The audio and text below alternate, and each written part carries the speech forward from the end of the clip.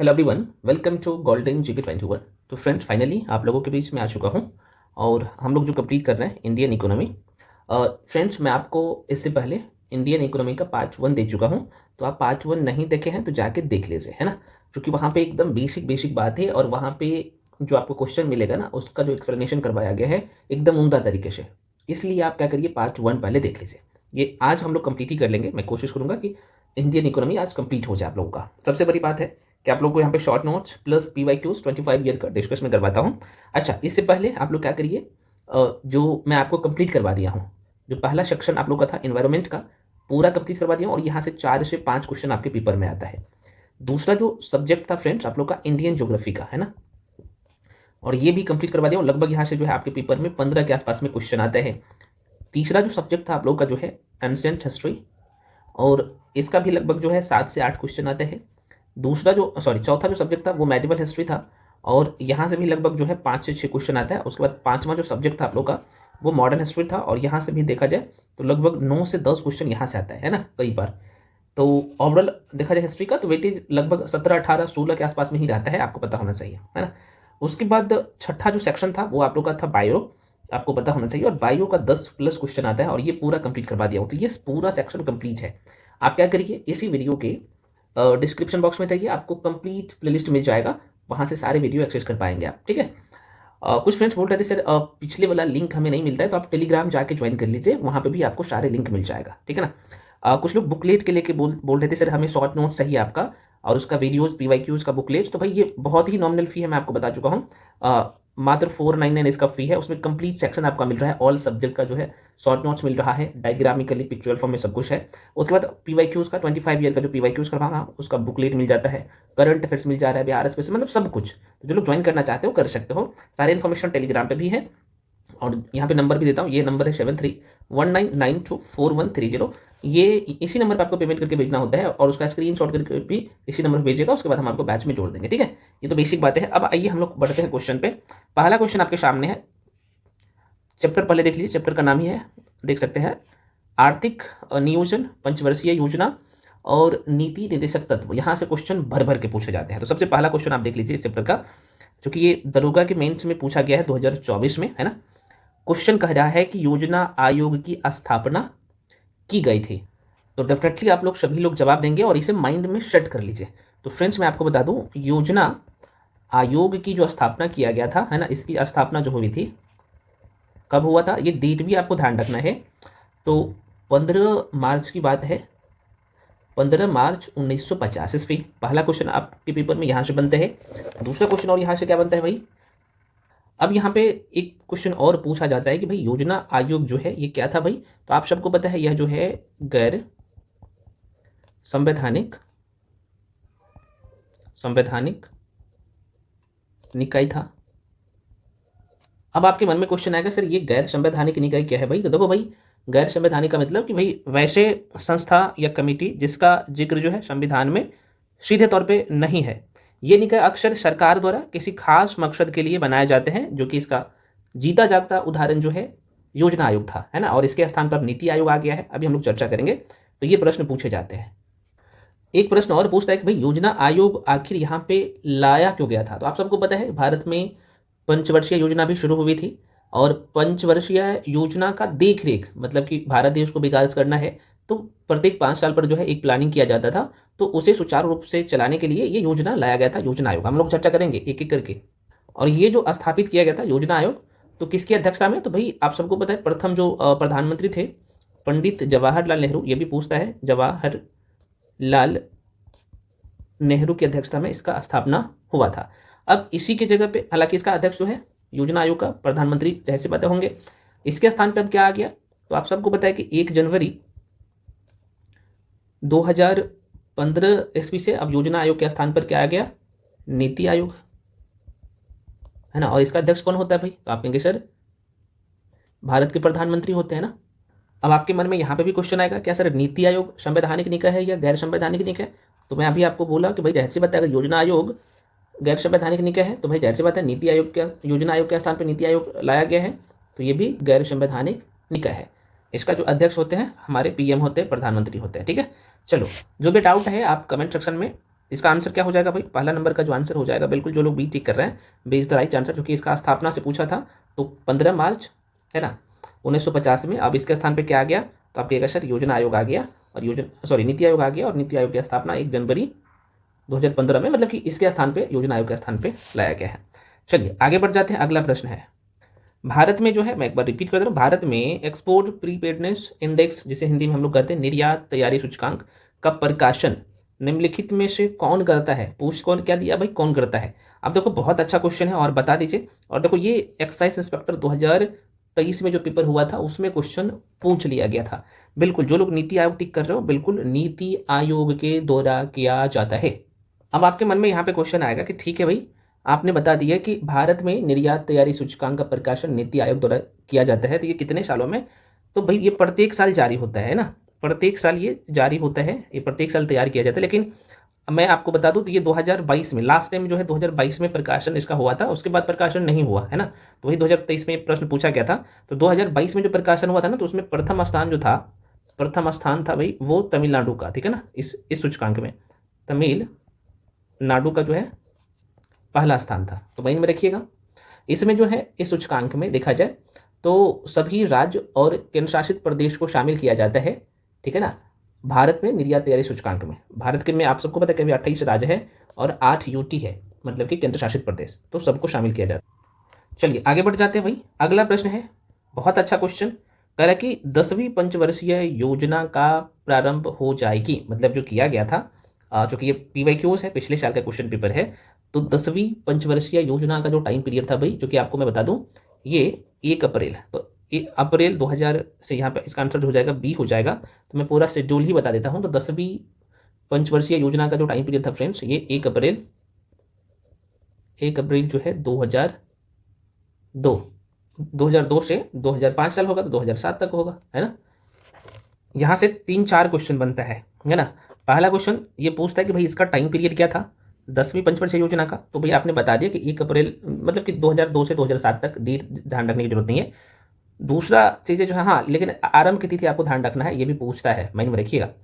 दूसरा क्वेश्चन यहाँ पे ये है कि भाई आपसे पूछा जाता है कि भाई कौन से पंचवर्षीय योजना में, है ना, प्रति व्यक्ति आय, है ना, पर कैपिटा इनकम, यहाँ पे लिख दूँ क्या, जगह का थोड़ा सा कमी है, लिख देता हूँ, प्रति व्यक्ति आय 10 गुना करने का प्रावधान किया गया था। तो ये था 10वीं पंचवर्षीय योजना में ही ऐसा प्रावधान किया गया था, ठीक है। इसमें और क्या प्रावधान किया गया था, तो 10वीं पंचवर्षीय योजना में ही ये लक्ष्य रखा गया था कि भाई हम लोग 2012 तक क्या कर लेंगे, गरीबी की बात करूँ, अनुपात कितना कम करना था, तो इनका कहना था कि हम लोग 15% तक जो है लेके चले जाना है।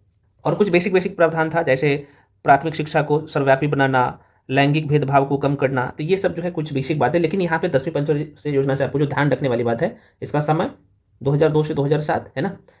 प्रति व्यक्ति इनकम जो है यहाँ पे लक्ष्य रखा गया था 10, मतलब कि 10 गुना किया जाएगा, और 2012 तक जो है बेरोजगारी का कितना परसेंट कम करना, 15% तक जो है कम करना। चलिए अगला क्वेश्चन है आपके सामने, क्वेश्चन कह रहा है कि किस वर्ष को भारत में आर्थिक सुधार की प्रक्रिया का आरंभ काल माना जाता है। क्वेश्चन क्या पूछा है, किस वर्ष को भारत में आर्थिक सुधार की प्रक्रिया का आरंभ का काल माना जाता है। तो डेफिनेटली जो लोग आंसर टिक करेंगे, कितने लोग करेंगे भाई, बिल्कुल जो लोग सी टिक कर रहे हैं बिल्कुल सही है, सी मतलब कि 1991 की बात है।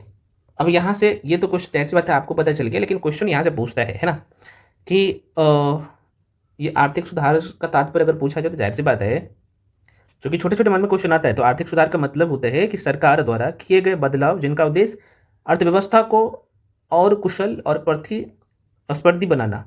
इसमें टैक्स को कम करना, व्यापार के नियमों को सरल करना, निजीकरण जैसे कदम शामिल किया गया था, आपको पता होना चाहिए। और इसमें जो मेन काम जो किया गया था इसी टाइम आप सबको पता होना चाहिए, मैंने आपको इससे पहले वाले वीडियो में बताया हूँ, जो 1991 में, कब, तो 1991 ईस्वी में जो शुरू हुई थी आर्थिक नीतियाँ, जिसमें 3 शब्द आपको पता होना चाहिए, उदारीकरण,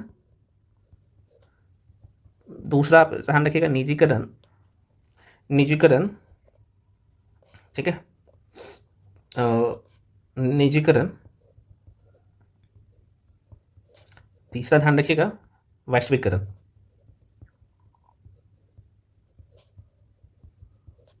ये तीनों 1991 का प्रमुख घटक है। तो यहाँ से ये ध्यान रखिएगा भाई कि 1991 में भारत सरकार ने नई आर्थिक नीति जो अपनाई, जिसे हम लोग अच्छा शॉर्ट फॉर्म में इसे एलपीजी कहते हैं। एलपीजी का ऐसे ना, ऐसे ध्यान रखना, एलपीजी कहते हैं ना। एल से मतलब क्या होगा भैया? तो आप कहिएगा सर एल से मतलब होगा, कितने लोग बता सकते हो एलपीजी का मतलब क्या होगा? हाँ, तो एल का मतलब क्या होगा? लिबरलाइजेशन। पी का मतलब क्या हो जाएगा भाई? प्राइवेटाइजेशन। और तीसरा क्या है मेरे भाई? तो ग्लोबलाइजेशन। तो ध्यान रखना, शॉर्ट फॉर्म में पूछा जाता है ना। तो ये एलपीजी जो शामिल किया गया था भारत में आर्थिक सुधार के लिए, लिबरलाइजेशन, प्राइवेटाइजेशन और ग्लोबलाइजेशन, है ना। हिंदी में से क्या कहते हैं भैया? तो लिबरलाइजेशन को हिंदी में हम लोग कहते हैं भाई उदारीकरण, प्राइवेटाइजेशन को निजीकरण, और ग्लोबलाइजेशन तो आप सबको पता ही है ना, वैश्वीकरण। एक क्वेश्चन और यहाँ से पूछता है कि भाई उस समय जो है देखा जाए तो भारत के प्रधानमंत्री कौन थे? तो भाई आपको पता होना चाहिए कि भारत के जो प्रधानमंत्री थे, एक मिनट में यहीं पे लिख देता हूँ,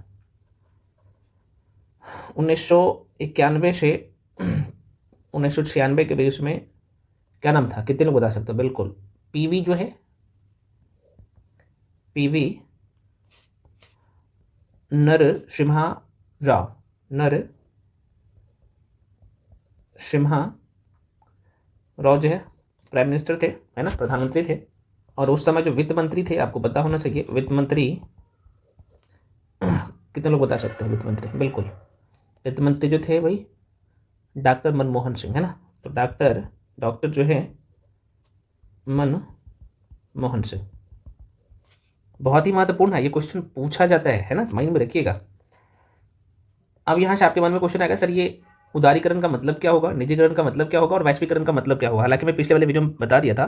तो जाहिर सी बात यहाँ पे उदारीकरण में क्या होगा कि भाई यहाँ पे नियमों में ढील दिया जाए ताकि बाहरी लोग आके व्यापार कर सके, है ना।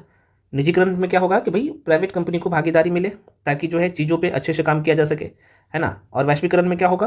तो अब जाहिर सी बात है यहाँ पे क्या होगा, तो अलग अलग देशों के साथ जुड़ा होगा ताकि व्यापार जो है सुचारू रूप से एक दूसरे देश के साथ जो है व्यापारी सुचारू रूप से कर सके, है ना। तो माइंड में रखिएगा। चलो आगे बढ़ जाते हैं। अगला प्रश्न है कि भारत की प्रथम पंचवर्षीय योजना किस वर्ष प्रारंभ हुआ? और देखो भाई ये 2002 में दरोगा में पूछा गया है। तो पंचवर्षीय योजना तो आप सबको पता है, जो शुरू हुआ था, स्टार्टिंग का जो टाइम पीरियड था 1 अप्रैल, ये भी ध्यान रखना, 1 अप्रैल जो है 1951 में शुरू। तो यहाँ से पहला क्वेश्चन तो ये बनता है कि भाई पंचवर्षीय योजना शुरू कब किया गया था? तो आपने देख लिया 1 अप्रैल 1951। कहाँ से कहाँ तक होगा? तो भाई जाहिर सी बात 1951 से 56 तक रहेगा। दूसरा क्वेश्चन यहाँ से बनता है मेरे भाई कि पंचवर्षीय योजना की मैं बात कर लूँ तो यह कौन से मॉडल पर आधारित था? तो आप सबको पता होना चाहिए, यह जो है हेरोड, ये पूछता है बहुत, हेरोड डोमर मॉडल पर जो है आधारित था। तीसरा क्वेश्चन यहाँ से बनता है, क्या बनता है ना। तो मुख्य यहाँ पे जो लक्ष्य, इसका जो लक्ष्य था, मुख्य लक्ष्य था कृषि विकास, है ना। मुख्य लक्ष्य जो था कृषि विकास। और इसी योजना के तहत पहला जो पंचवर्षीय योजना था, इसी के तहत जो है आपको पता होना चाहिए कि कई बड़ी सिंचाई परियोजना शुरू किया गया, जिसमें यहाँ से पूछता है कि प्रथम पंचवर्षीय योजना के तहत कौन से जो है परियोजनाएं शुरू की गई थी इनमें से। तो इनमें से खासतौर पे पूछता है कि जैसे भाखर जो है ना, या फिर भाखरा नांगल बांध, है ना, लिख दो भाखरा नांगल बांध परियोजना प्रथम पंचवर्षीय योजना के तहत ही शुरू किया गया था। हीराकुंड बांध आप सबको पता होना चाहिए, है ना, हीराकुंड बांध परियोजना। और एक और पूछता है मेट्टूर बांध परियोजना, इसी समय प्रथम पंचवर्षीय योजना के तहत ही शुरू किया गया था, है ना। और इसका जाहिर सी बात है मेन उद्देश्य था कृषि का विकास और खाद्य उत्पादन को बढ़ावा देना। तो जाहिर सी बात है ये पूछता है खासतौर पे, ये तो बिल्कुल आपको नहीं छोड़ना है। प्रथम पंचवर्षीय योजना का टाइम पीरियड 1 अप्रैल 1951 से 56, कौन से मॉडल पर आधारित है भाई? हेरोड डूमर मॉडल पर आधारित है। लक्ष्य था भाई कृषि का विकास करना, इसमें कई सारे जो है परियोजनाएं शुरू किया गया था, जैसे भाखरा नांगल बांध, उसके बाद यहाँ पे हीरा कुंड बांध और मेच्चूर जो है बांध परियोजना, जो इस नदी पर जो बनाया गया था ना, बहुत पूछता है। अब एक क्वेश्चन और पूछता है कि भाई उस समय जो है हमारे पीएम कौन थे, प्राइम मिनिस्टर, प्रधानमंत्री कौन थे? तो जाहिर सी बात है जवाहरलाल नेहरू, पंडित जवाहरलाल नेहरू थे। और उस समय जो है वित्त मंत्री कौन थे भाई, ये भी पूछता है प्रथम पंचवर्षीय योजना के समय। तो आर के सनमुखम चेड्डी जो है, यहाँ पे लिख देता हूँ, सनमुखम चेट्टी वित्त मंत्री थे। ठीक है ना, इतना पॉइंट ध्यान रखिएगा, बस नहीं छूटेगा क्वेश्चन। आगे बढ़ जाते हैं, चलो भाई अगले क्वेश्चन पर बढ़ जाते हैं। अगला क्वेश्चन है पंचवर्षीय योजना को स्वीकृति देने वाला सर्वोच्च निकाय है। तो आंसर क्या हो जाएगा भाई, बिल्कुल जो लोग यहाँ पे सी टिक करें, राष्ट्रीय विकास परिषद। देखो भाई भारत में देखा जाए तो पंचवर्षीय योजना को स्वीकृति देने वाला सर्वोच्च जो निकाय है राष्ट्रीय विकास परिषद। इस निकाय की स्थापना नियोगी समिति का नाम आप थोड़ा सा ध्यान रखिएगा, नियोगी समिति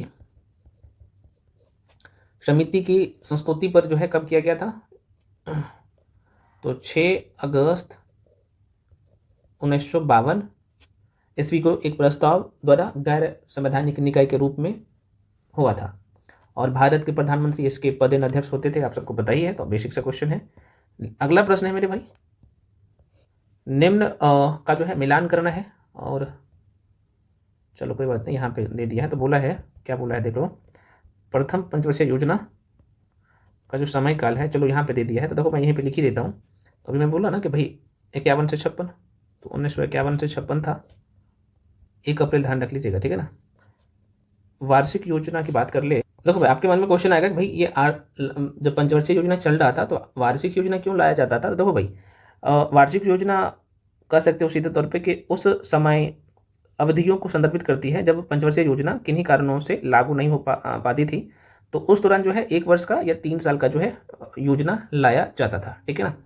तो यहाँ पे जो ये भी आप जो देख पा रहे हो आप यहाँ पे ना 1966 से 59, तो ये भी कहीं ना कहीं आपको वार्षिक योजना ही दिखेगा, ठीक है। चतुर्थ पंचवर्षीय योजना का जो समय काल था, कितने लोग बता सकते हो, बिल्कुल, तो चतुर्थ पंचवर्षीय योजना का जो समय काल था, इसे मिटा दो, ठीक है ना, काट दो, मैं यहीं पे लिख देता हूँ। तो चतुर्थ पंचवर्षीय योजना का समय काल था मेरे भाई, ये प्रथम है, ये वाला तो मैं लिख ही दिया हूँ। तो चतुर्थ का समय काल था, चतुर्थ पंचवर्षीय योजना का समय काल था 1969 से 74 के बीच में। और जो है यहाँ पे रोलिंग प्लान जो है यहाँ पे कब से कब तक था, तो 1978 से 1979 तक था। रोलिंग प्लान जो है ना फ्रेंड्स, ये 1 साल के लिए लागू किया जाता था, ये भी थोड़ा सा ध्यान रखने का। योजना काल में देखा जाए तो ये भी बहुत पूछता है, ये जो आप टाइम देख रहे हो 1966 से लेके 59 की जो अवधि था, समय काल था, ये योजना अवकाश इसे कहा जाता है ना, मैं यहाँ पे लिख ही देता हूँ, योजना अवकाश कहा जाता था इसे। मैं पुनः रिपीट कर दे रहा हूँ, आपके मन में क्वेश्चन आएगा कि भाई योजना अवकाश जो है ना, इसे 1966 से 69 को क्यों कहा गया है। तो भाई आपको मैं बता दूं, क्योंकि उस समय पंचवर्षीय योजना नहीं लागू हो पाया था, क्योंकि उस दौरान आप देखेंगे तो कई सारे जो है कह सकते हैं युद्धों को सामना करना पड़ा था भारत को, आर्थिक संकट का भी सामना करना पड़ा था, इस कारण से पंचवर्षीय योजना लागू नहीं हो पाया था, है ना। तो माइंड में रखिएगा। इसका आंसर आप टिक कर लो, क्या इसका आंसर सी टिक कर लो, यहाँ पे सी हो जाएगा, ये बोला।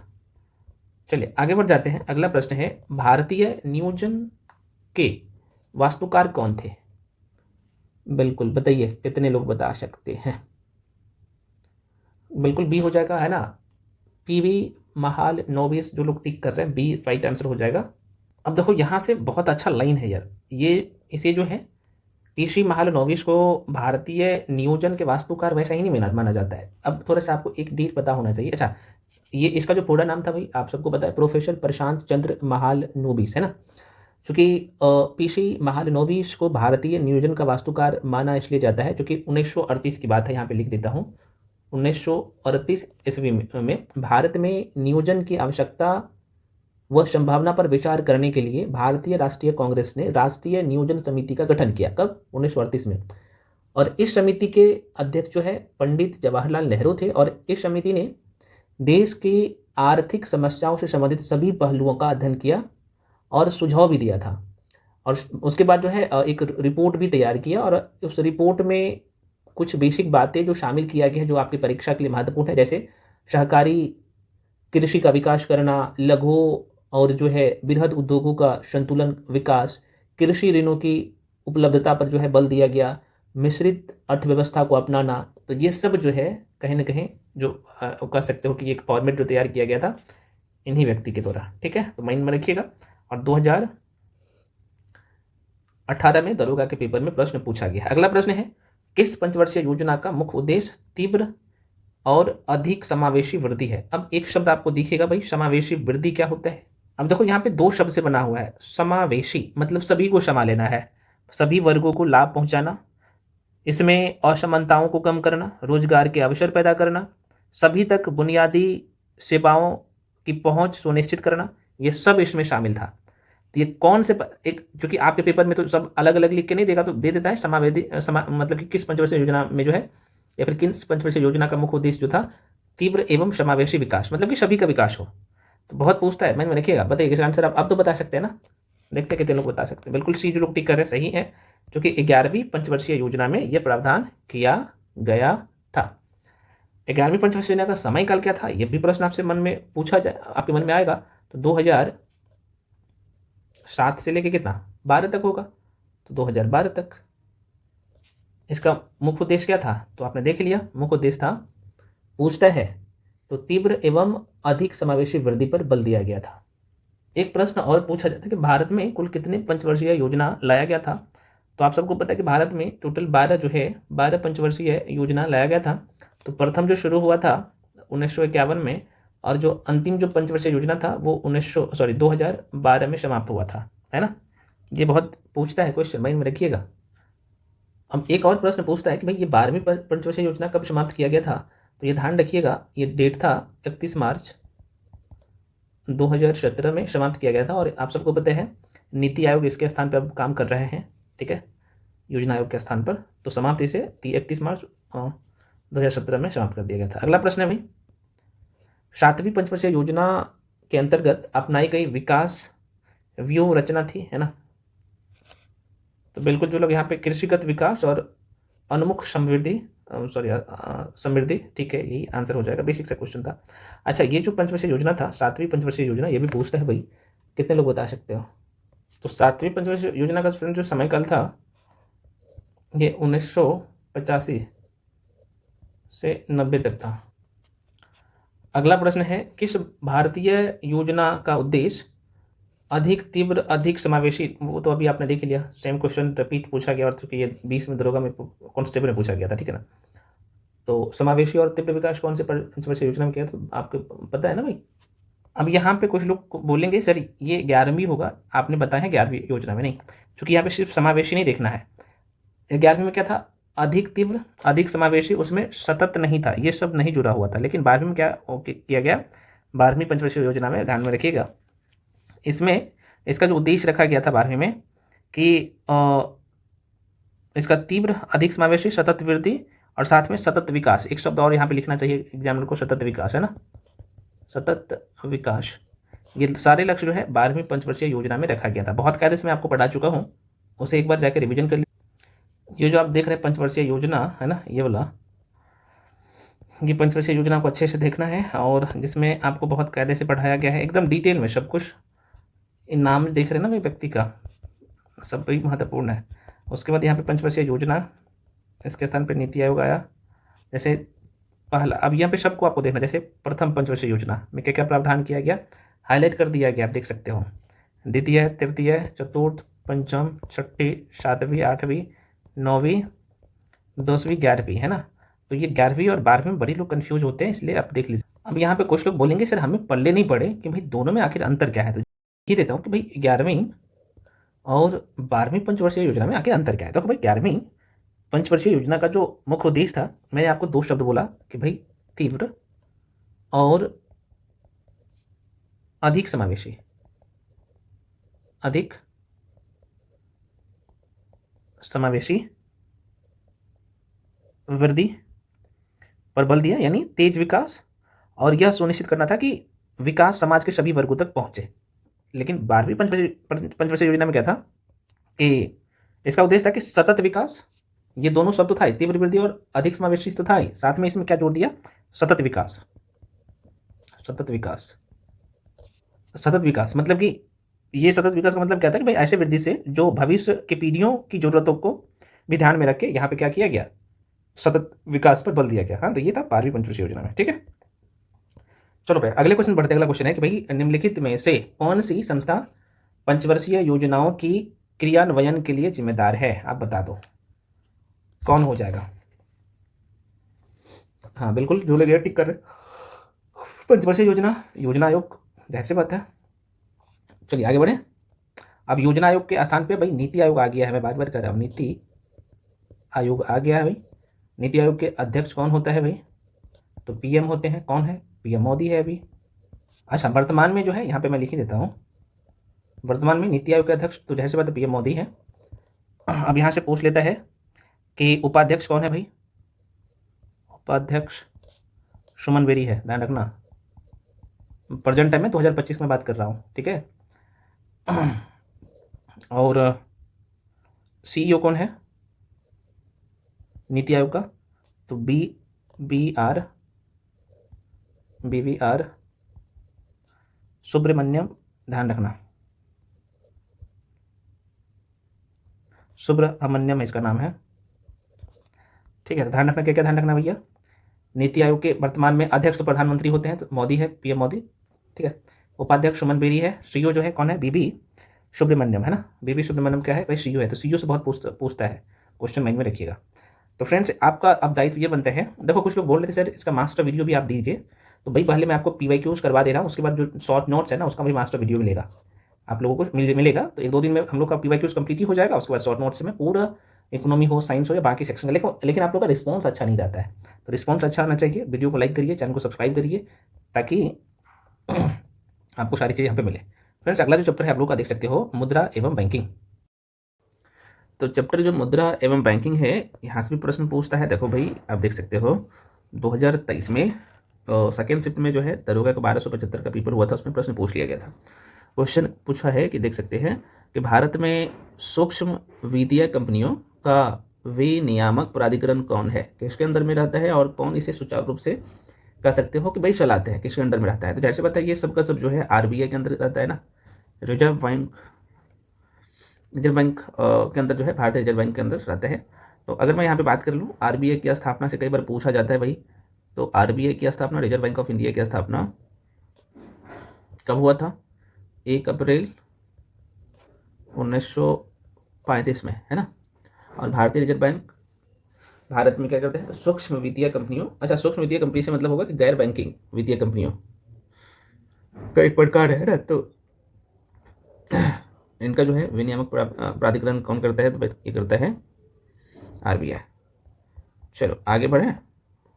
अगला प्रश्न है, मुद्रा का प्राथमिक कार्य क्या है? दोबारा सुनिए, बहुत अच्छा क्वेश्चन है। अब देखो ये भी दरोगा के पेपर में प्रश्न पूछा गया है ना। क्वेश्चन पूछा है कि मुद्रा का प्राथमिक कार्य क्या है। तो भाई पहला काम जो होगा ये विनियमन का माध्यम है। ये आप कहिएगा सर ये क्या होता है? तो मान लो कि आपको सब्जी खरीदना है ना। अगर हमें सब्जी खरीदनी है तो जब तक पैसे दोगे नहीं तब तक तो आपको सब्जी मिलेगा नहीं। तो आप सीधे तौर पे बोल सकते हो कि हम इससे जो है चीज़ें और सेवाएं से मतलब होगा कि आप किसी डॉक्टर के पास जाएंगे इलाज करवाने, तो बिना पैसे के तो डॉक्टर इलाज करेंगे नहीं। हाँ ये अलग बात है कि सरकारी संस्था में जाएंगे तो वहाँ पे पैसे नहीं लेंगे, लेकिन अगर निजी डॉक्टर के पास जाएंगे तो आपको तो पैसे लगेंगे। तो यहाँ से चीज़ें का मतलब सामान खरीदते हो या फिर सेवा खरीदते हो। सेवा आप समझ रहे हैं ना, जैसे मैं आपको पढ़ा रहा हूँ, डॉक्टर आपको इलाज कर रहा है, तो ये सब सेवा में आता है। तो पहला तो ये हो गया। तो आप सीधे तौर पे बोल सकते हो कि इससे हम जो है चीज़ें और सेवाएं खरीद सकते हैं, प्राथमिक मुद्रा का काम है।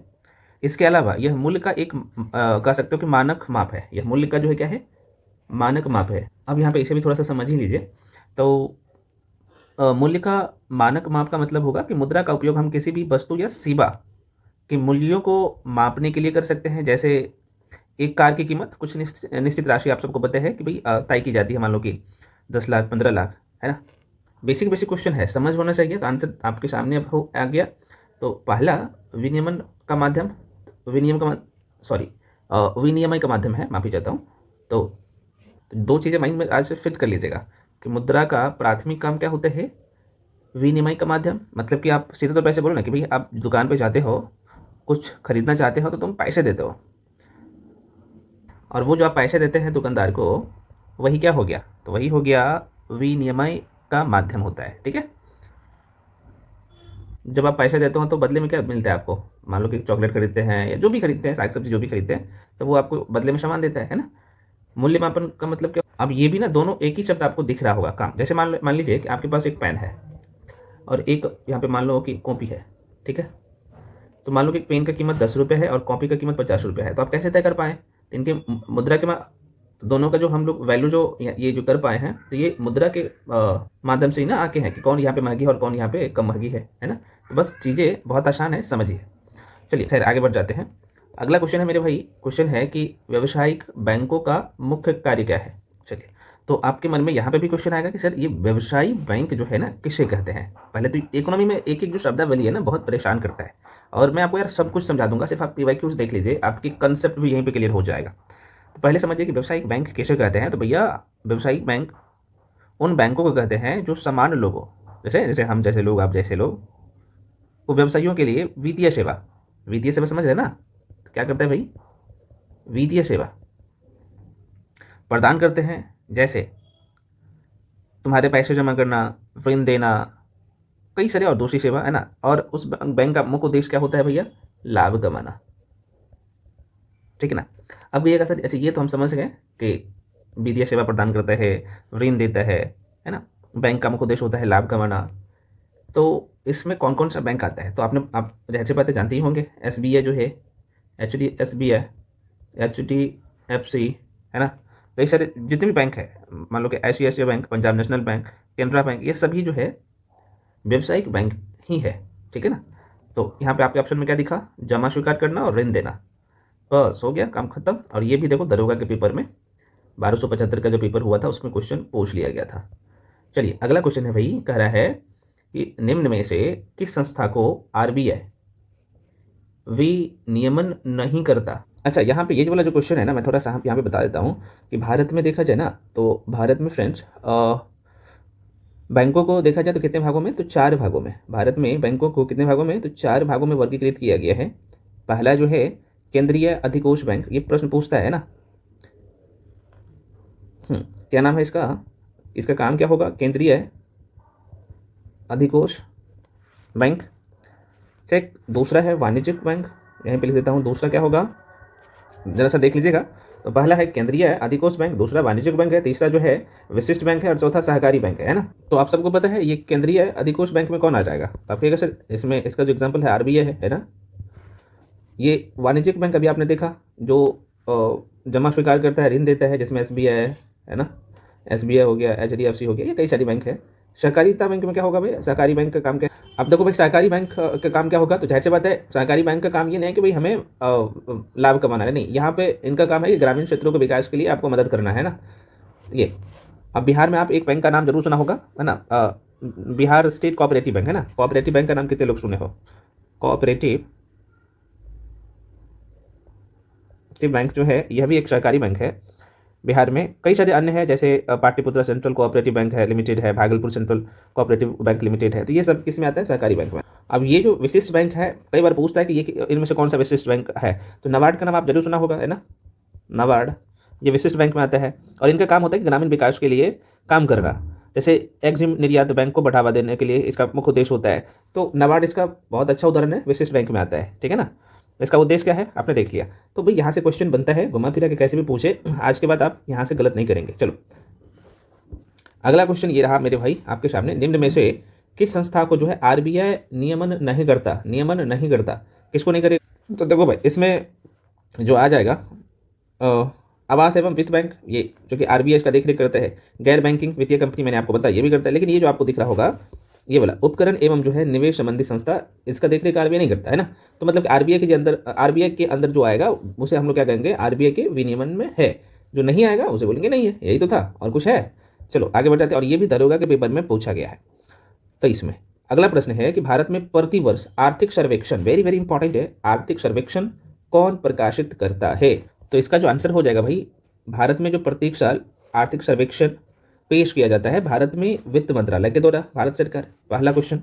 दूसरा क्वेश्चन होगा कि भाई आखिर आर्थिक सर्वेक्षण में क्या होता है भैया? तो आर्थिक सर्वेक्षण एक महत्वपूर्ण दस्तावेज होता है भारत सरकार का, जो देश की अर्थव्यवस्था की पूरी तस्वीर पेश कर देता है, जिसमें पिछले साल का लेखा जोखा तो होता ही है, साथ में आने वाले साल के लिए भी अनुमान होता है। तो आप कहिएगा सर आने वाले साल के अनुमान में तो बजट में भी रहता है, हाँ बजट में रहता है, लेकिन यहाँ पे भी कुछ सेक्टर में आप देखेंगे तो उसका अनुमान किया जाता है। ठीक है, तो क्लियर, गलती मत करिएगा, ऐसा क्वेश्चन पूछता है पेपर में। आर्थिक सर्वेक्षण बजट को थोड़ा सा आपको सरसरी निगाहों से करंट अफेयर्स में देख लेना मेरे भाई।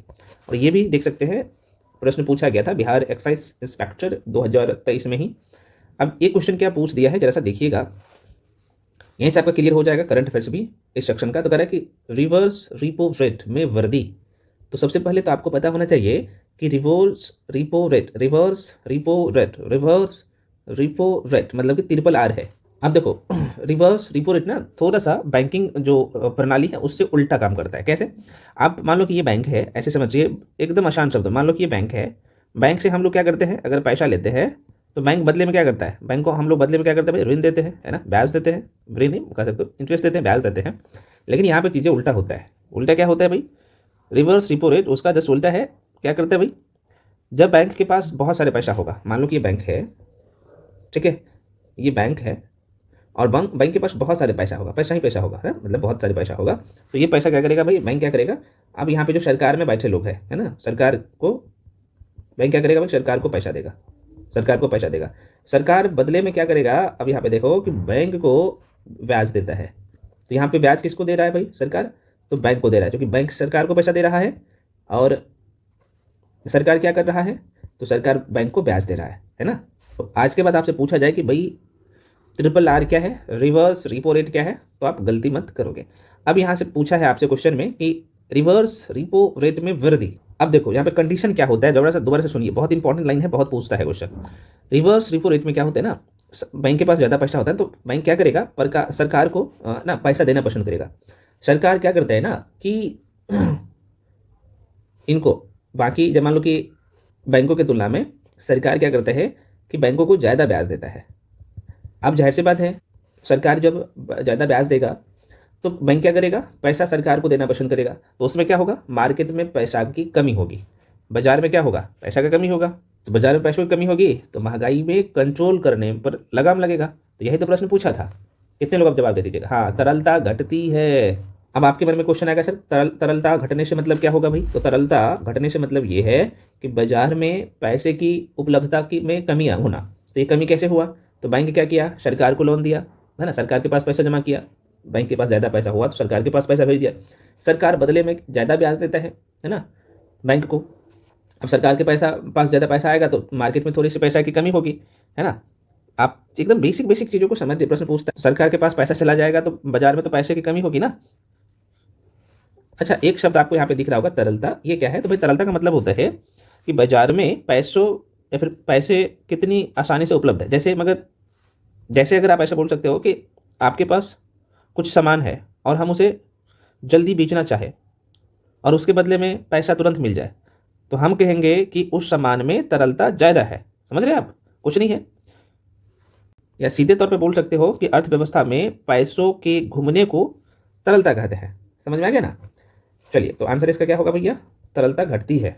तो बाजार में पैसों की कमी होना तो उसे हम लोग कहते हैं तरलता घटता है ना। चलिए आगे बढ़ जाते हैं। थोड़ा सा गला खराब है, माफ़ी चाहता हूँ। और ये देख सकते हो मेरे भाई, प्रश्न पूछा गया था 23 के एक्साइज इंस्पेक्टर के पेपर में। अगला प्रश्न है, भारत सरकार की तरफ से करेंसी नोट कौन सी एजेंसी जारी करती है। करेंसी नोट कौन सी एजेंसी जारी करता है, तो बिल्कुल आंसर हो जाएगा आरबीआई करता है, सबको पता है भैया। अब एक क्वेश्चन यहाँ से पूछता है और, है ना, ये तो आपने देख लिया करेंसी नोट कौन सी एजेंसी जारी करता है, आरबीआई करता है ना, रिजर्व बैंक ऑफ इंडिया करता है। लेकिन यहाँ पे प्रश्न घुमा फिरा कर पूछता है, ये तो ठीक है, आप बोलेंगे कि सर भारत में नोटों को देखा जाए तो भारतीय रिजर्व बैंक जारी करता है, लेकिन 1 रुपया के नोट कौन जारी करता है। तो भाई जरा सा देख लेना, 1 रुपया का ना, 1 रुपया या उससे कम तो अब नहीं है, 1 रुपया बोल सकते हो। तो 1 रुपया का नोट जो जारी करता है वो कौन करता है, कितने लोग बता सकते हो। बिल्कुल, यह जो है भारत सरकार के जो ना वित्त मंत्रालय द्वारा, किसके द्वारा, तो वित्त मंत्रालय द्वारा जारी किया जाता है। आरबीआई इसे नहीं जारी करता है। बहुत पूछता है क्वेश्चन, माइंड में रखिएगा। इससे ऊपर के जो भी नोट्स है सब जो है आरबीआई द्वारा जारी किया जाता है। अब यहाँ से ये भी ध्यान रखना, आरबीआई की स्थापना तो आप सबको पता है कि 1 अप्रैल, अभी मैं आपको बता ही दिया हूँ, 1 अप्रैल 1935 में हुआ है। आरबीआई भारत सरकार की बैंक है, आप बोल सकते हो इसे, है ना। अच्छा, एक बार एक क्वेश्चन और पूछा गया था, मैंने देख रहा था कहीं पे कि प्रारंभ में आरबीआई का नाम क्या था? कितने लोग बता सकते हो? सॉरी, आरबीआई का कोई पुराना नाम नहीं है। एक्चुअली आरबीआई की बात कर लो तो reserve bank of India act 1934 के तहत इसकी स्थापना किया गया था। इसे royal commission on Indian currency and finance, जैसे हिल्टन कहते हैं, हिल्टन यंग कमीशन के नाम से जाना जाता है, और इसी की सिफारिश पर इसकी स्थापना किया गया था। अच्छा, ये मैं बोलना चाहता था, ठीक है ना। चलो खैर, आगे बढ़ जाते हैं। अगला प्रश्न है भाई, भारत में ऋण के औपचारिक स्रोत की कार्यप्रणाली का पर्यवेक्षण कौन करता है? तो जाहिर सी बात, ये कौन करेगा? आरबीआई करता है। बेसिक सा क्वेश्चन है। आगे बढ़ जाते हैं मेरे भाई। कह रहा है कि स्वयं सहायता समूह, स्वयं सहायता समूह में ऋण संबंधी अधिकांश निर्णय लिए जाते हैं, तो किसके द्वारा लिया जाएगा? अच्छा क्वेश्चन है, बिल्कुल, ये सदस्यों द्वारा लिए जाते हैं। अब आपके बारे में क्वेश्चन आएगा, सर ये स्वयं सहायता समूह आखिर है क्या? तो जाहिर सी बात है, स्वयं सहायता समूह छोटे समूह को कहते हैं जिसमें लोग मिलकर अपनी आर्थिक और सामाजिक जरूरतों को पूरी करते हुए नियमित रूप से बचत करते हैं, पैसा सेव करते हैं, और जरूरत पड़ने पर एक दूसरे को ऋण देते हैं। अभी आपने देखा होगा कि गांव में, है ना, ये सब बहुत चल रहा है। तो इसका निर्णय कौन करता है? अरे भाई, सदस्य द्वारा लिया जाता है। यहाँ पे मैं क्या, सरकार नहीं, इसका जो है यहाँ पे सदस्यों द्वारा, है ना। तो क्या बोला है कि स्वयं सहायता समूह में ऋण संबंधी अधिकांश निर्णय कौन लेता है? तो ये वो सदस्य लेते हैं, ठीक। चलिए, अब यहाँ पे देख लो भाई, क्या पूछ लिया है कांस्टेबल में, हालांकि पूछा था आईएफएससी कोड में कितने अंक होते हैं। देखो भाई, आईएफएससी कोड आप सबको पता है, बैंक में सभी का खाता होगा, तो भाई उसमें टोटल जो है ना 11 अंक होता है। कितना भाई? 11 अंक होता है। तो आंसर क्या होगा बी। और आईएफएससी कोड में 11 अंक होते हैं। यह भारतीय रिजर्व बैंक द्वारा जारी किया जाता है, और बैंकों की पहचान ना इससे भी होता है, आईएफएससी कोड से, ठीक है ना। चलो आगे बढ़े, अगला क्वेश्चन है, निम्न में से कौन सा मुद्रा का प्राथमिक कार्य है? देखो भाई, अभी आपको मैं बता दिया था ना कुछ देर पहले, तो मुद्रा का प्राथमिक काम क्या होगा? तो मुद्रा का काम, प्राथमिक काम क्या है भाई? हमें सामान, जो हम लोग सामान खरीदते हैं, मतलब चीज़ें खरीदते हैं या सेवा खरीदते हैं, तो उसमें काम देते हैं। उसके बाद मैंने आपको क्या बताया था भाई, इससे ऐसे भी बोल सकते हो। इसके अलावा मूल्य का भंडारण या फिर भंडार, मूल्य का भंडार और लेखा की इकाई भी है। तो ये बेसिक बात है मुद्रा का प्राथमिक काम। तो आपके ऑप्शन में है क्या? तो मूल्य का माप, ठीक है ना। तो यही आंसर हो जाएगा। अगला क्वेश्चन है मेरे भाई, क्वेश्चन है कि ग्रामीण बैंक के संस्थापक कौन थे? देखो भाई, ग्रामीण बैंक की स्थापना सबसे पहले बांग्लादेश में किया गया था। मोहम्मद यूनुस का नाम जानते हो ना भाई? आंसर क्या होगा? मोहम्मद यूनुस, है ना। मोहम्मद यूनुस को 2000 ईस्वी में भारत सरकार द्वारा जो है गांधी शांति पुरस्कार से सम्मानित किया गया था। देखो भारत में आप कहेंगे सर ग्रामीण बैंक की स्थापना कब किया गया था? तो देखो भारत में अलग अलग राज्य में अलग अलग टाइम में जो है यहाँ पे इसका स्थापना किया गया था। तो यहाँ पे कोई समय पीरियड नहीं, मतलब टाइम पीरियड नहीं है, कोई समय निर्धारित नहीं। हाँ, आपसे अगर पूछा जाए ग्रामीण बैंक की स्थापना सबसे पहले भारत के किस राज्य में और कहाँ किया गया था, तो भारतीय रिजर्व बैंक की, सॉरी मैं भारतीय रिजर्व बैंक, भारत में ग्रामीण बैंक की स्थापना सबसे पहले ना 2 अक्टूबर, ये थोड़ा सा डेट ध्यान रख लीजिएगा, 2 अक्टूबर 1975 में किया गया था। कहाँ पे? तो यूपी में, है ना, उत्तर प्रदेश के उत्तर प्रदेश में मुरादाबाद, उत्तर प्रदेश में एक जगह है मुरादाबाद, वहीं पे। और ये प्रथमा बैंक के रूप में, कहाँ? तो प्रथमा बैंक के रूप में स्थापना किया गया था, ठीक ना। चलो आगे बढ़ जाते हैं। अगला प्रश्न है, वह दर जिस पर बैंक भारतीय रिजर्व बैंक को ऋण देते हैं कहलाती है? बहुत अच्छा क्वेश्चन है। कह रहा है कि वह दर जिस पर, बहुत पूछता है क्वेश्चन, कह रहा है कि वह दर जिस पर बैंक भारतीय रिजर्व बैंक को ऋण देते हैं। अब मुझे पता है कि यहाँ पे आपको कन्फ्यूजन होगा, पिछले वाले क्वेश्चन में जो मैं बताया था। यहाँ पे क्वेश्चन क्या है भाई? वह दर जिस पर बैंक भारतीय रिजर्व बैंक को ऋण देता है, तो मतलब कि बैंक के पास पैसा ज़्यादा होगा, है ना। तो कंडीशन में क्या होगा भाई? बैंक के पास पैसा ज़्यादा होगा तो वो बैंक क्या करेगा भाई? आरबीआई में, मतलब कि सरकार में, आरबीआई से मतलब होगा सरकार का बैंक, है ना। तो आरबीआई के पास यहाँ पे पैसा जमा करेगा, है ना। ये बैंक में, जैसे बैंक में कौन सा बैंक हो गया? मान लो कि एसबीआई हो गया, एचडीएफसी हो गया, मान लो कि एचडीएफसी भी हो गया, एचडीएफसी, बैंक ऑफ इंडिया, कई सारे बैंक, इनके पास, बैंक के पास पैसा ज़्यादा होगा, तो बैंक पैसा कहाँ पे जमा करेगा? सरकार के पास। सरकार से मतलब होगा कि आरबीआई के पास बैंक जो है पैसा जमा करेगा। जब आरबीआई के पास बैंक पैसा जमा करेगा, तो आरबीआई क्या करेगा? आरबीआई से मतलब होगा सरकार, में बार बार कह रहा हूँ, तो आरबीआई क्या करेगा? बैंक को ब्याज देगा, ठीक है ना। तो मैंने आपको पिछले वाला जो क्वेश्चन था उसमें बताया था कि सरकार बदले में बैंक को ब्याज देता है, मतलब कि आरबीआई बैंक को ब्याज देता है, ठीक है। तो इसी दर को हम लोग क्या कहते हैं? रिवर्स रिपो रेट, है ना, रिवर्स रिपो रेट, RRR है, देख सकते हो। तो सीधे तौर पे बोल सकते हो कि भाई रिवर्स रिपो रेट वो दर होता है जो भी बैंक है, बैंक के पास रोज़मर्रा की ज़िंदगी से ज़्यादा पैसा होगा, मतलब कि रोज़मर्रा के खर्च से ज़्यादा खर्च उनके पास पैसा होगा, तो वो पैसा जमा करेगा सरकार में, मतलब कि आरबीआई में, और बदले में सरकार या आरबीआई क्या करेगा भाई, बैंक को ब्याज देगा। उसी को हम लोग क्या कहते हैं, आरआरआर, रिवर्स रिपो रेट। कुछ नहीं है भाई, प्रश्न पूछता है, माइंड में रखिएगा। आगे बढ़ जाते हैं। अगला प्रश्न है, भारत में राष्ट्रीयकृत बैंकों की संख्या कितनी है वर्तमान में? तो देखो भाई, अभी मैं जो बात आपको बता रहा हूँ, जैसे दिसंबर है, अभी दिसंबर 2025, तो इस समय भारत में राष्ट्रीयकृत बैंकों की संख्या 12 है ना। ये चूंकि 2016 में प्रश्न पूछा गया था, तो 16 वाला आपको ध्यान रखना ही नहीं है, भूल जाना है। तो प्रेजेंट टाइम में वर्तमान में कितना है भाई, 12 है। आप कहिएगा सर ये 12 जो राष्ट्रीयकृत बैंक है, सरकार का बैंक ऐसे बोल सकते हो, तो ये कौन कौन सा है? तो जैसे बात है, जैसे बैंक ऑफ बड़ौदा है, बैंक ऑफ इंडिया है, बैंक ऑफ महाराष्ट्र है, कैनरा बैंक है, सेंट्रल बैंक ऑफ इंडिया है, इंडियन बैंक है, इंडियन ओवरसीज बैंक है, पंजाब नेशनल बैंक है, पंजाब एंड सिंध बैंक है, स्टेट बैंक ऑफ इंडिया है, यूनियन बैंक ऑफ इंडिया है, यूको बैंक है ना। ये टोटल प्रेजेंट टाइम में 12 बैंक है, ठीक है ना, गलती मत करिएगा, ध्यान में रखिएगा। आगे बढ़ जाते हैं भाई। अगला प्रश्न है कि 1 रुपये के नोट किसके द्वारा जारी किए जाते हैं? बहुत पूछता है, अभी मैं आपको कुछ देर पहले बताया था। तो ये भारत सरकार के द्वारा किया जाएगा, तो भारत सरकार के द्वारा, तो आरबीआई नहीं होगा। 1 रुपये से ज़्यादा का नोट आरबीआई जारी करेंगे, है ना। 1 रुपये से ज़्यादा का नोट, 1 रुपये से ज़्यादा का नोट, लेकिन 1 रुपये का नोट कौन जारी करता है, कितने लोग बता सकते हो मेरे भाई, है ना। बिल्कुल, जो लोग डी टिक कर रहे हो, भारत सरकार के वित्त मंत्रालय से जारी होता है, और उस पर साइन भी होता है, सिग्नेचर भी होता है वित्त मंत्रालय का, ठीक है ना। तो क्वेश्चन पूछता है 2 रुपये से लेकर, अभी आरबीआई कितने रुपये का नोट जारी करता है, तो 2 रुपये से लेकर 2000 तक का, कितना, 2000। अभी हालांकि 2000 का नोट पे नहीं छपता है, लेकिन इतना तक के नोट आरबीआई जारी करता है ना, समझ में आ गया ना।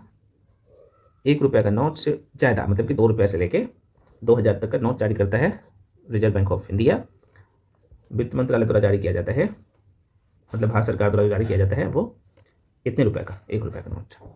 आगे बढ़ जाते हैं। अगला प्रश्न है, अच्छा एक प्रश्न और पूछता है, मैं यहीं पे बता देता हूँ। देखो भाई, 1 रुपये का जो नोट होता है, इस पर जो सिग्नेचर होता है वित्त मंत्रालय के वित्त सचिव का, ठीक है ना। 1 रुपये से अधिक, मतलब 2 रुपये से लेकर 2000 का जो नोट छपता है, उसमें आरबीआई के जो गवर्नर है भाई, इसका सिग्नेचर होता है ना। अच्छा, आपके मन में क्वेश्चन आएगा, सर वर्तमान में भारत सरकार के वित्त सचिव कौन है? तो भैया वित्त सचिव वर्तमान में जो है वो अजय सेठ है ना, अजय सेठ है। चलो आगे बढ़ जाते हैं। अगला प्रश्न है, भारत में 14 प्रमुख बैंकों का राष्ट्रीयकरण किस वर्ष किया गया था? हालांकि प्रेजेंट टाइम में अभी कितने हैं, तो 12 बैंक है। तो ये आपको हालांकि 2016 में पेपर पूछ लिया गया था आपके पेपर में, किस वर्ष किया गया था ये पूछा है, तो जाहिर सी बात है ये 1969 में किया गया था, ठीक है ना। प्रेजेंट टाइम में 12 है, सरकारी बैंकों की संख्या 12 है, मैंने आपको कुछ देर पहले बताया। अगला प्रश्न है, भारत ने दासमिक मुद्रा प्रणाली किस वर्ष शुरू की? भारत में दासमिक जो है मुद्रा प्रणाली किस वर्ष शुरू की गई थी भारत में, ये पूछ रहा है। बिल्कुल, ये 1957 का डेट है भाई, बहुत पूछता है क्वेश्चन, माइंड में रखिएगा। तो भारत में दासमिक मुद्रा प्रणाली 1957 में प्रारंभ किया गया था, ध्यान रखिएगा। अब आपके मन में क्वेश्चन आएगा, सर ये दासमिक मुद्रा प्रणाली आखिर है क्या? तो देखो भाई, दासमिक मुद्रा प्रणाली एक ऐसी प्रणाली है जिसमें मुद्रा की इकाई 10 के गुणक है। जैसे अगर मैं बोलूँ कि 1 रुपया में कितने पैसा होता है, तो उसे 10 से गुना कर लो, तो 10 गुने 10, तो मतलब कि 10 100, तो ये 100 पैसा होगा। बेसिक सा क्वेश्चन है, माइंड में रखिएगा। अगला प्रश्न है भाई, reserve bank of India RBI के प्रथम भारतीय जो है राज्यपाल गवर्नर थे। रिजर्व बैंक ऑफ इंडिया के प्रथम भारतीय, एक शब्द लगा हुआ है भारतीय, राज्यपाल गवर्नर थे। तो बिल्कुल, जो लोग आंसर टिक कर रहे हो, CD देशमुख है ना, तो CD देशमुख राइट आंसर हो जाएगा। भारतीय रिजर्व बैंक की स्थापना हुआ था, आप सबको पता है, 1 अप्रैल 1935 ईस्वी में, है ना। Reserve bank of India act 1934 के तहत, ये भी पूछता है, इसका मुख्यालय कहाँ पे है भैया? तो मुख्यालय इसका मुंबई है, ध्यान रखिएगा, है ना। रिजर्व बैंक ऑफ इंडिया के प्रथम भारतीय गवर्नर CD देशमुख थे, जबकि वर्तमान में कौन है भाई? कितने लोग बता सकते हो कि वर्तमान में आरबीआई के जो गवर्नर है वो कौन है भाई? तो जो लोग संजय मल्होत्रा टिक कर रहे हो, ठीक टिक करो। ये 26वें नंबर का जो है आरबीआई के गवर्नर है, क्या नाम है इसका? संजय मल्होत्रा। किसका स्थान लिया है? शक्तिकांत दास का जो है स्थान लिया है, ठीक है। दोबारा सुनिए, ये जो है संजय मल्होत्रा वर्तमान में 2025 में बात कर रहा हूँ, ये अपना जो पदभार संभाले हैं 11 दिसंबर 2024 से, अभी मैं दिसंबर 2025 में वीडियो आपके लिए शूट कर रहा हूँ, मतलब बना रहा हूँ, तो कौन है?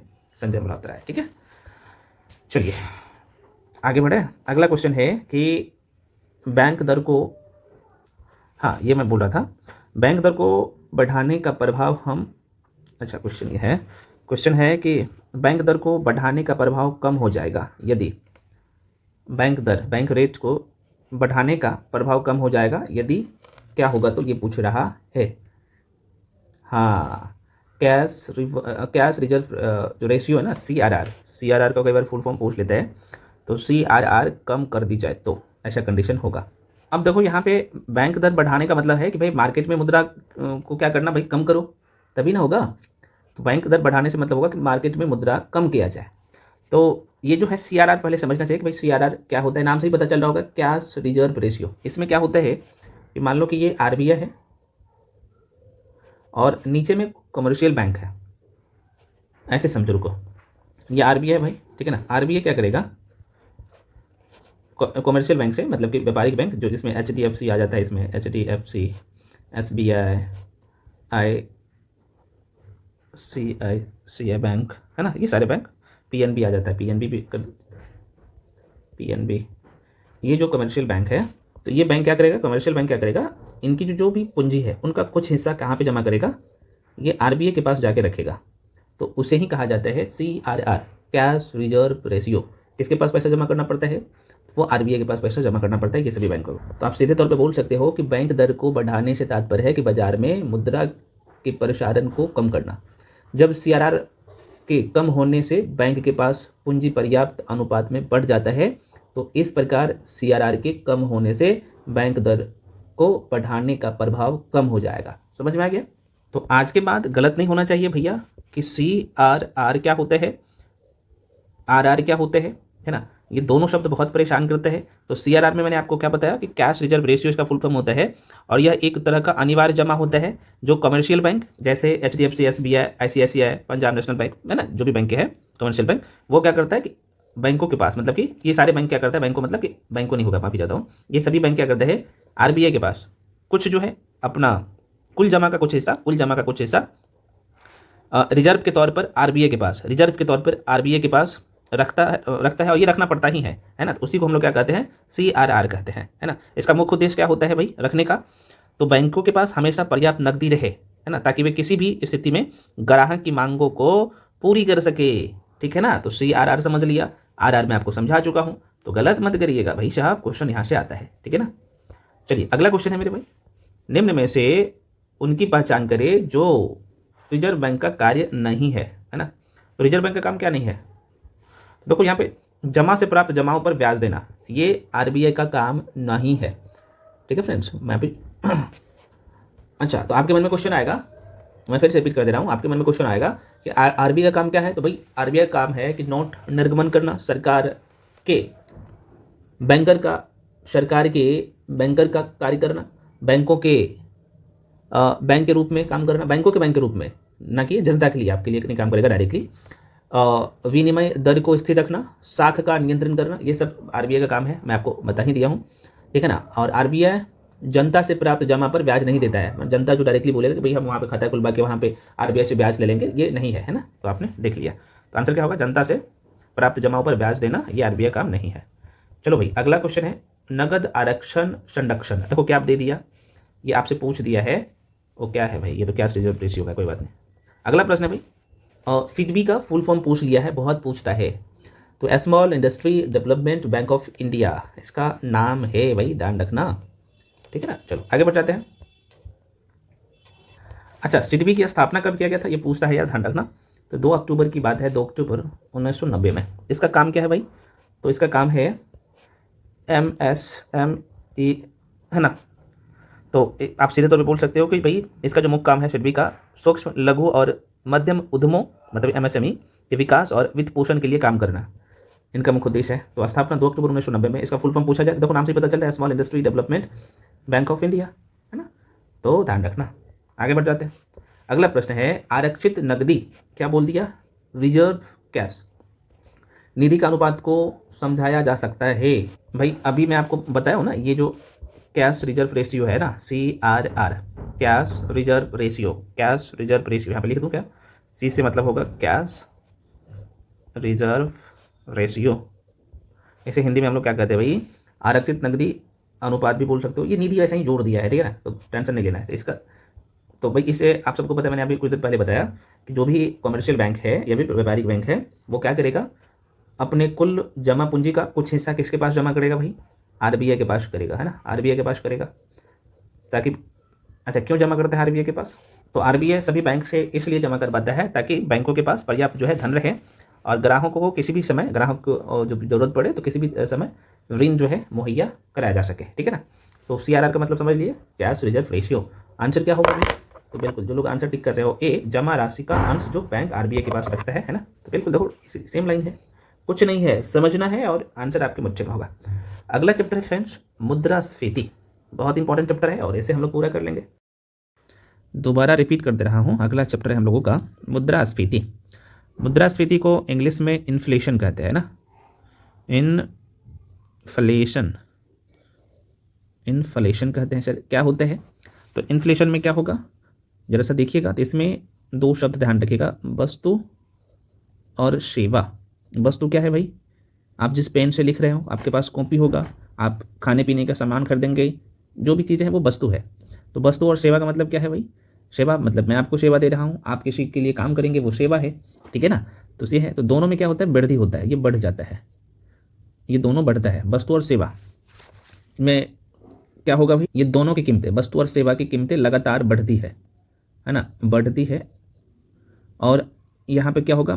मुद्रा की वैल्यू घटती है। इसमें मुद्रा का मूल्य जो है क्या होता है? ये कम होता है ना। तो उसे हम लोग क्या कहेंगे भैया? इन्फ्लेशन कहेंगे, मुद्रास्फीति कहेंगे। दोबारा सुनिए, मुद्रास्फीति हम लोग किसे कहेंगे? वस्तु और सेवा की कीमतें बढ़ेगी, है ना, ये बढ़ रहा है, लेकिन जो मुद्रा है उनकी वैल्यू कम होता है ना, कम होता है, उसे हम लोग मुद्रास्फीति कहेंगे। एग्जाम्पल के तौर पे मान लो कि आज जो है आप सेब खरीदने गए, तो कल जो सेब था उसका प्राइस था मान लो कि 100 रुपये के जी कल, और आज जो गए तो ये हो गया 120 रुपया। तो क्या हुआ भाई? देखो, तो इसमें वस्तु का मान लो ये आज मान लो सेब क्या है भाई? तो वस्तु है, वस्तु है। तो देखो इसका प्राइस पहले 100 था, अब यहाँ पे 120 हो गया, तो वस्तु का कीमत बढ़ रहा है और आपकी मुद्रा की कीमत इसके कंपेयर में कम हो रहा है। यही होता है मुद्रास्फीति, समझ रहे हो? बहुत आसान है। अब एक क्वेश्चन और पूछता है कि भाई मुद्रास्फीति का उल्टा जो होता है, मुद्रास्फीति का उल्टा क्या होता है? इसे हम लोग अवस्फीति,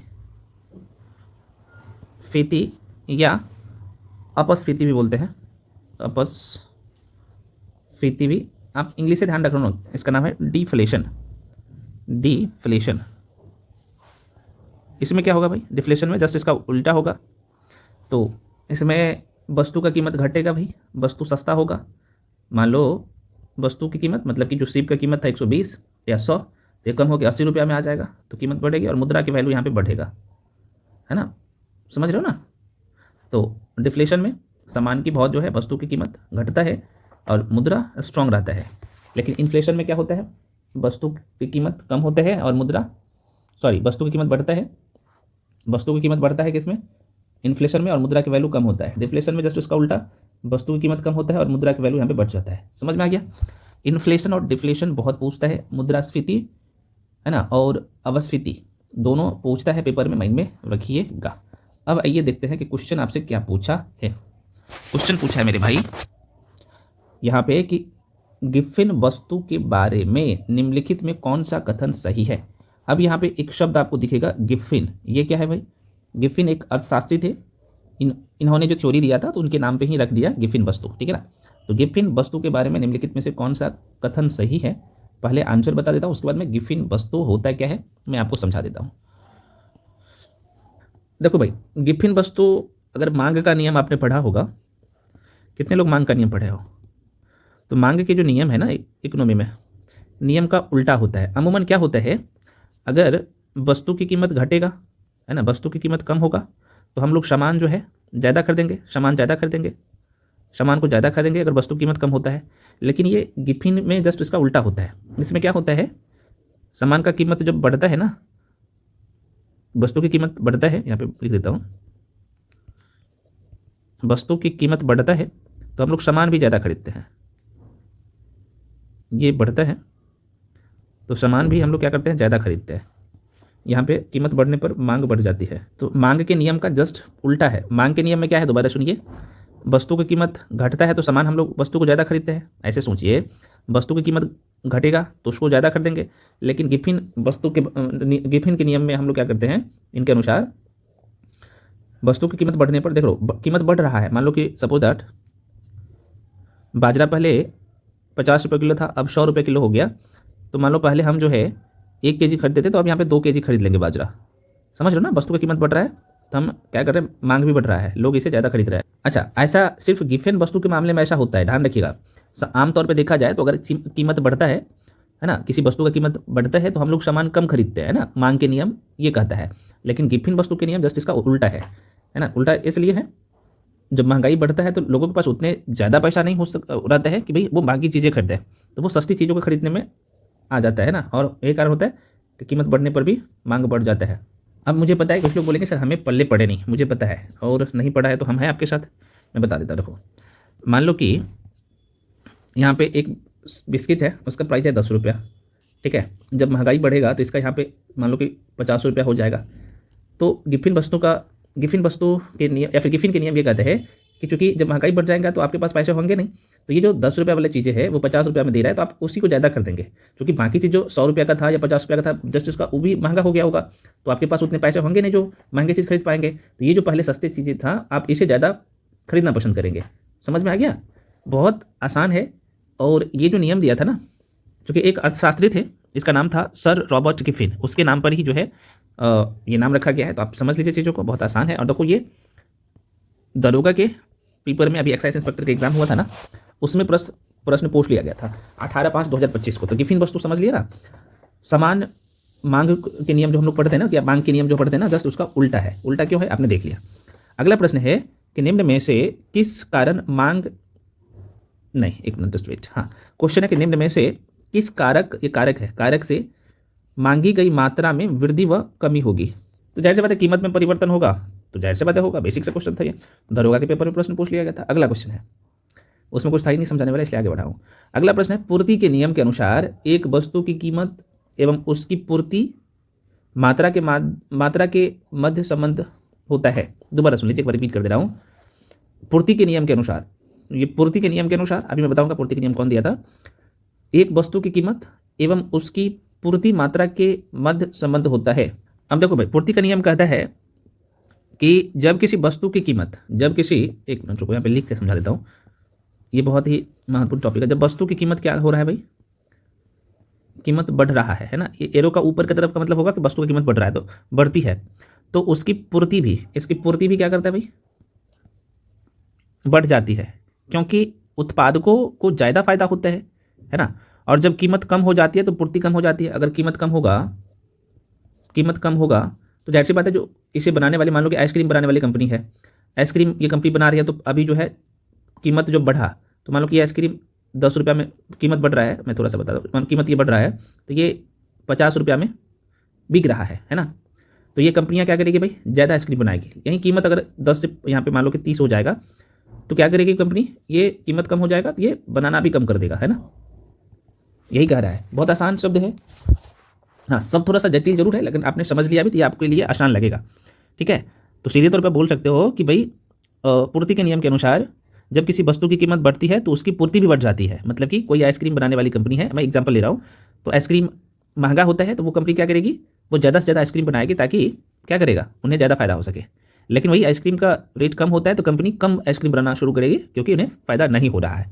समझ में आ रहा है, कुछ नहीं है भाई, इसे ही पूर्ति के नियम। तो आप क्या पूछा है, या कह रहा है कि पूर्ति के नियम के अनुसार एक वस्तु की कीमत एवं उसकी पूर्ति मात्रा का मध्य संबंध होता है, यह धनात्मक होता है। ये धनात्मक इसलिए होता है तो कीमत बढ़ने पर पूर्ति बढ़ रहा है, कीमत घटने पर पूर्ति घट रहा है, तो ये धनात्मक प्रभाव होता है, ठीक है ना। ऐसा नहीं कि वो धनात्मक जा रहा है वो ऋणात्मक जा रहा है, ऐसा बिल्कुल नहीं है, ठीक है।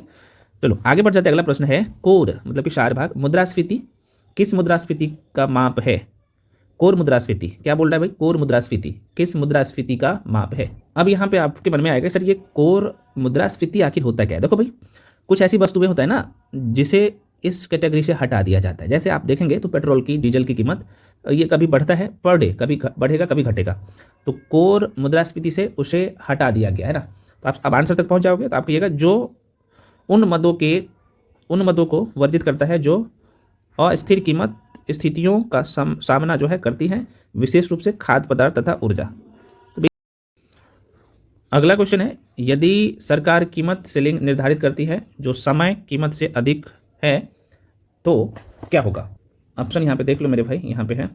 तो देखो जाहिर सी बात है, ये सीधे से है कि मांग मात्रा पूर्ति मात्रा से कम होता है ना। अच्छा, मुझे पता है आप लोगों को ये मन में आएगा कि सर ये कीमत सीलिंग क्या होता है ना, ये वाला पॉइंट्स मैं थोड़ा सा बता देता हूँ। ये जो आप देख पा रहे हो कीमत सीलिंग, तो देखो ये जो कीमत सीलिंग जो सरकार द्वारा तय की जाती है ना, तो मान लो कि कोई भी वस्तु है तो सरकार एकदम मैक्सिमम रेट यहाँ पे फिक्स कर देता है कि भाई इसका प्राइस ये होगा, इससे ज़्यादा अब नहीं हो सकता है। समझ में आ गया? तो ये जो क्वेश्चन पूछा था, यदि सरकार कीमत सीलिंग निर्धारित करती है जो समय कीमत से अधिक होता है, मतलब उस समय जो कीमत है उससे अधिक होता है, तो कह रहा है कि क्या होगा, है ना। तो मांग मात्रा की पूर्ति, अब देखो मांग मात्रा की पूर्ति की मात्रा से कम होता है। देखो मांग मात्रा पूर्ति की मात्रा से, मांग मात्रा पूर्ति की मात्रा से कम होता है। अच्छा, इसका मतलब क्या है मांग मात्रा पूर्ति की मात्रा से कम? तो आप ऐसे बोल सकते हो, बाजार में किसी वस्तु या सेवा की जितनी मांग है उसकी पूर्ति उससे ज़्यादा है। आसान शब्दों में कहें तो बेचने वालों के पास जितनी चीज़ें हैं, खरीदने वाले उतने नहीं है। तो बेचने वाले लोग ज़्यादा है, आपको पता होना चाहिए, बेचने वाले लोग ज़्यादा है और खरीदने वाले लोग कम है। लोग जो है कम है, बेचने वाले लोग ज़्यादा है और खरीदने वाले कम है। तो जाहिर सी बात, खरीदने वाले लोग कम होंगे तो इससे क्या होगा, कभी कभी इनके कीमतें में गिरावट आ जाता है। तो यहाँ पे एक शब्द बोला था ना, देखो इकोनॉमी खेल है शब्दों का, इसका शब्दावली पे पकड़ है, मतलब इकोनॉमी आपके मुट्ठी में है। करेक्ट। यदि सरकार कीमत सीलिंग निर्धारित करती है तो कीमत सीलिंग निर्धारित करेगा तो जाहिर सी बात है वस्तु का रेट फिक्स कर देगा, मतलब महंगा वस्तु यहाँ पे रहेगा, तो बेचने वाले तो ज़्यादा होगा लेकिन खरीदने वाले की संख्या कम होंगे, लोगों के पास उतना पैसा होंगे नहीं, यही कह रहा है। ठीक है, चलो आगे बढ़ जाते हैं। अगला प्रश्न है, उपभोक्ता मूल्य सूचकांक किस वर्ष जो है शुरू किया गया था? ये भी बहुत अच्छा क्वेश्चन है और ये कई बार पूछा गया है, बिल्कुल सी हो जाएगा, 2012 में किया गया था, है ना। उपभोक्ता मूल्य सूचकांक प्रारंभ जो किया गया था 2012 में। चलो आगे बढ़ते हैं। अखिल भारतीय उपभोक्ता मूल्य सूचकांक में सबसे ज़्यादा संयुक्त वजन वाला आइटम है कौन है भाई? बिल्कुल बी हो जाएगा, खाद्य और पेय पदार्थ है इसमें। चलो इसमें कुछ नहीं था। बेरोजगारी व मुद्रास्फीति की संयुक्त घटक कहलाती है। बहुत अच्छा क्वेश्चन, और आप सभी जवाब भी देंगे क्योंकि ये दरोगा कप में पूछा गया क्वेश्चन है। बिल्कुल यहाँ पे स्टैगफ्लेशन होता है, स्टैगफ्लेशन। अब देखो ये जो स्टैगफ्लेशन होता है ना, ये बहुत ही विकराल स्थिति होता है। कैसे? स्टैगफ्लेशन कह सकते हो कि भाई एक ऐसी आर्थिक स्थिति है जहाँ अर्थव्यवस्था में विकास दर कम होता है। अर्थव्यवस्था का क्या होगा भैया? तो विकास दर कम हो जाएगा। अगर विकास दर कम होगा तो बेरोजगारी बढ़ेगा, ठीक है ना, बेरोजगारी बढ़ जाते हैं, है ना। बेरोजगारी दर ज़्यादा हो जाएगा और ज़्यादा होगा तो कीमत भी बढ़ जाता है भाई, वस्तु की कीमत बढ़ जाएगा, इसका मतलब महंगाई भी बढ़ेगा, है ना। तो महंगाई होती है तो यह एक मुश्किल स्थिति मानी जाती है क्योंकि इसमें आमतौर पर विकास और महंगाई उल्टी दिशा में चलता है, तो उसे ही हम लोग कहते हैं स्टैगफ्लेशन। तो प्रश्न पूछा था बेरोजगार व मुद्रास्फीति संयुक्त घटक है इसका, तो स्टैगफ्लेशन का। क्यों है? तो विकास दर कम होगा, बेरोजगारी ज़्यादा होगी, कीमतें बढ़ेगी। तो देखो मुद्रास्फीति में क्या होता है कि वस्तु की कीमत बढ़ता है, मुद्रा की कीमत घटता है, मैंने आपको बोला था अभी कुछ देर पहले। और ये बेरोजगारी में क्या होता है भैया? तो आपने देख लिया। तो स्टैगफ्लेशन माइंड में थोड़ा सा रखिएगा। प्रश्न पूछता है, जो चीज़ें समझ में नहीं आता पूछिए, हम आपको बता देंगे फिर। अगला प्रश्न है, किसी वस्तु की कीमत में वृद्धि से क्या अभिप्राय है? तो जाहिर सी बात आप कहिएगा सर ये तो आपने बता दिए, मुद्रा के मूल्य में गिरावट।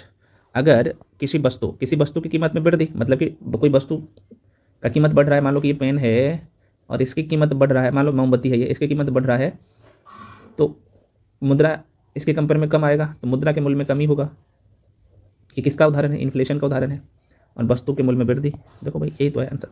चलो आगे बढ़ जाते हैं। 18 के पेपर में पूछा गया है, तो कंसेप्ट क्लियर मतलब रिजल्ट क्लियर, कंसेप्ट क्लियर करिए। अगला क्वेश्चन है, कह रहा है कि गृहस्थियों द्वारा खरीदी गई उपभोक्ता वस्तु तथा सेवाओं की औसत कीमत को मापने वाला एक सूचक है। बताओ भैया कौन सा सूचक है? बिल्कुल आप कहिएगा सर उपभोक्ता कीमत सूचकांक। अच्छा, इसे भाई कई बार ध्यान रखिएगा, इंग्लिश में लिख के देता है उपभोक्ता कीमत सूचकांक, कंज्यूमर प्राइस इंडेक्स इसे कहते हैं। तो यह मापता है कि समय के साथ उपभोक्ताओं के लिए वस्तुओं और सेवाओं की औसत कीमत जो है ना कितना है, ये मापता है ना। चलिए, तो अगला चैप्टर है फ्रेंड्स हम लोगों का ये पूंजी बाजार, स्टॉक एक्सचेंज, बहुत इंपॉर्टेंट चैप्टर है। तो मैं क्या करता हूँ ना, वीडियो थोड़ा सा क्योंकि डिटेल में समझाने लगता हूँ। इकोनॉमी मैं समझ रहा हूँ बहुत सारे लोगों का बहुत अच्छा होता है, बहुत सारे लोगों का वीक होता है, इसलिए एक एक पॉइंट यहाँ पे समझा दिया हो, ताकि अगर आप PYQs कर लेते हैं अच्छे से, वीडियो को अच्छे से देख लेते हैं, तो 95% क्वेश्चन बनाने के मूड में होंगे। और देखो यहाँ पे मैं क्या करूँगा, अगर आप लोग का डिमांड रहा कि भाई इकोनॉमी का शॉर्ट नोट्स भी सब थ्योरी उसका डिस्कस कर दीजिए, तो मैं 2 से 3 घंटा का वीडियो लेकर आऊँगा और सारे जो है इकोनॉमी के सारे टॉपिक को अच्छे से करवा दूंगा। तो आप लोग कमेंट सेक्शन में कमेंट करके बताइएगा कि क्या आपको जरूरत है सारे सब्जेक्ट का जो शॉर्ट नोट्स है, एडिटेड नोट्स, उसका वीडियो चाहिए तो यस लिखिए, नहीं चाहिए तो कोई दिक्कत नहीं है, ठीक है। तो फ्रेंड्स मिलते हैं अगले वीडियो में, और सभी लोग क्या करिए, चैनल को सब्सक्राइब कर लीजिए, क्योंकि आपके लिए इतना मेहनत किया जा रहा है। वीडियो को लाइक कर दीजिए और सभी लोग टेलीग्राम पे जाके जुड़ जाइए। मिलते हैं अगले वीडियो में, तब तक के लिए जय हिंद।